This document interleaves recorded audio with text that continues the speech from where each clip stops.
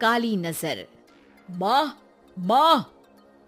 अरे क्या माँ माँ कर रहा है? बकरी का बच्चा है क्या?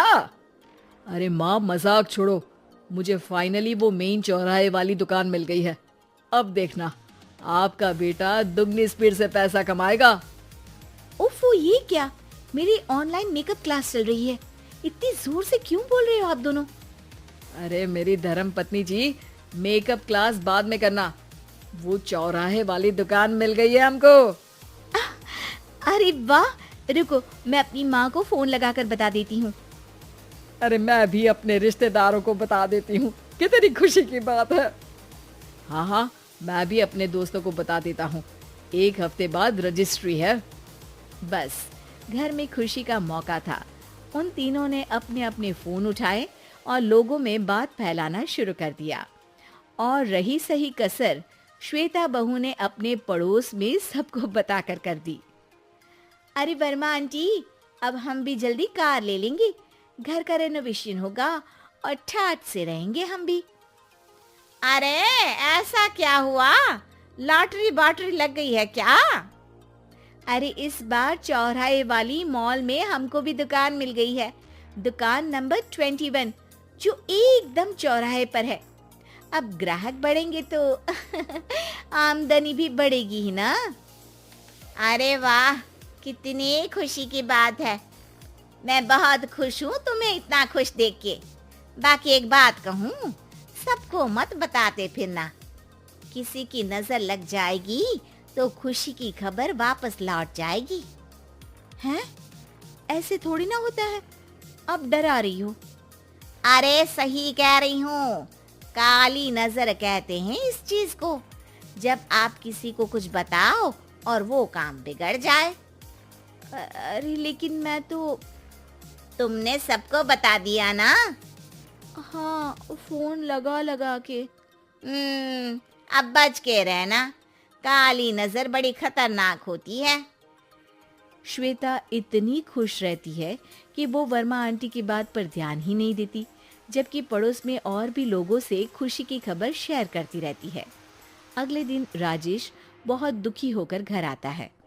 अरे बेटा, क्या हुआ? मुंह क्यों सूजा हुआ है? मधुमक्खी ने काट लिया क्या? माँ, वो दुकान किसी और के पास चली गई। किसी ने ज्यादा भाव लगा दिया। अरे पर बात तो आपसे हुई थी ना उस दुकान वाले की। हाँ, आज मैं टोकन अमाउंट देने गया था, तब मुझे पता चला। कोई आकर सुबह मुझसे पहले ही ज्यादा अमाउंट दे गया। काली नजर। क्या? क्या कहा? वर्मा आंटी ने समझाया था कि किसी को बताना मत, वरना काली नजर लग जाएगी। अच्छा, तुम्हें उनकी बात मान लेनी चाहिए थी। उनकी बात मान लेती, लेकिन उसके पहले ही सबको बता चुके थे ना हम तीनों। अरे अगली बार से ध्यान रखेंगे। कोई भी नई चीज होगी तो किसी को नहीं बताएंगे। तीनों कुछ दिन ऐसे ही रहते हैं, पर एक दिन श्वेता को एक मेल आता है। राजेश, मेरा ऑनलाइन मेकअप कोर्स कंप्लीट हो गया। अब मैं खुद का पार्लर खोल सकती हूँ। अरे वाह, अपने मोहल्ले में ही खोलते हैं।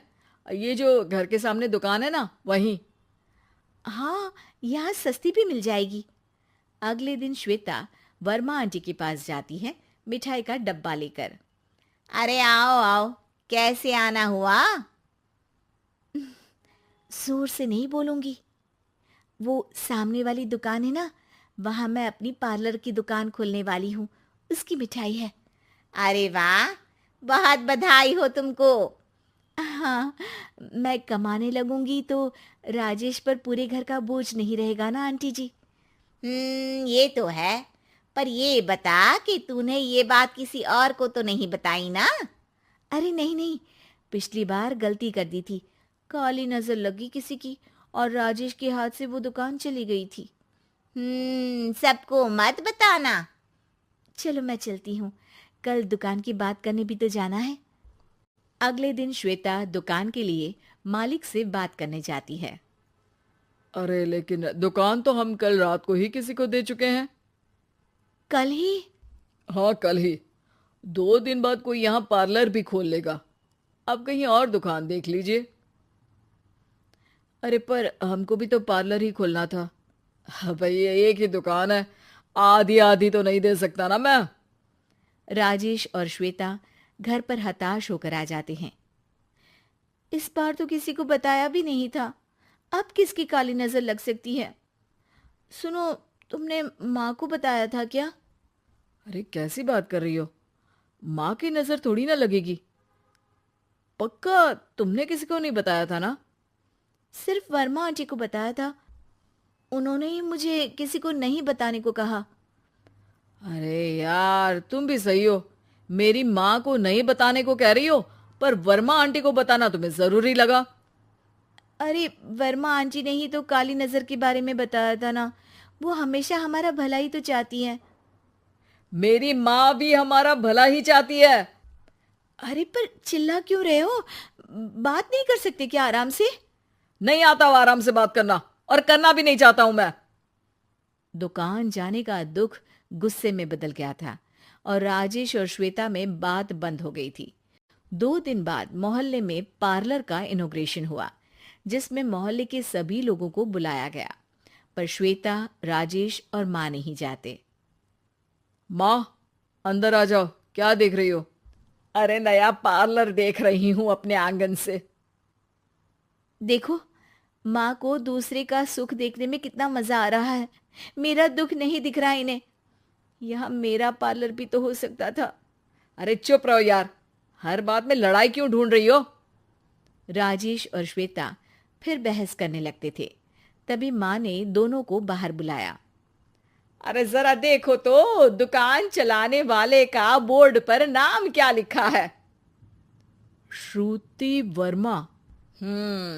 गाड़ी निकाले बेटा, हमें कहीं जाना है। काली नजर का इलाज कराने? राजेश अपनी बाइक निकालता है। तीनों ट्रिपलिंग कर रहे हैं। माँ राजेश को उस मॉल वाली दुकान पर लेकर जाती है जहां राजेश अपनी दुकान खोलने वाला था। यही दुकान लेना चाहता था ना तू? हाँ, पर इनको भी दुखी करने लेकर आई हो क्या यहाँ पर दुकान दिखाकर? वहां काफी नहीं था? अरे श्वेता, थोड़ा सब्र रख, अभी पता चलेगा कि हम यहाँ क्यों आए हैं। बता, इस दुकान चलाने वाले का नाम क्या है? अनुपम वर्मा। कुछ समझ में आया? वो दुकान वाली श्रुति वर्मा, ये दुकान वाला अनुपम वर्मा, और हमारे पड़ोस में हमने उस दुकानों के बारे में बताया किसको था? अब वर्मा आंटी को। मतलब वर्मा आंटी ही हमारा काम बिगाड़ रही है? नहीं नहीं, ऐसा नहीं हो सकता, ये बस इत्तेफाक है। राजेश अपना फोन निकालता है और श्रुति वर्मा और अनुपम वर्मा के नाम फेसबुक पर सर्च करता है, जहां ये दोनों ही वर्मा आंटी के रिश्तेदार होते हैं। श्वेता को समझ में आ जाता है कि वर्मा आंटी की ही नजर काली नजर है। अब क्या करना है? कोई भी खुशी की खबर हो तो काली नजर से बचना है, यानी वर्मा आंटी से बचना है। अरे पर मुझे ये समझ में नहीं आया कि वो हमारे साथ ऐसा क्यों करेंगी। अरे बेटा, एक सीख है, दूर के आदमी को आपकी तरक्की से कम परेशानी होगी, पड़ोसी को ज्यादा। दोनों माँ की बात में हामी भरते हैं और अगला काम चुपचाप करने की कसम खाते हैं, ताकि आगे से वर्मा आंटी कोई काम ना बिगाड़ सके।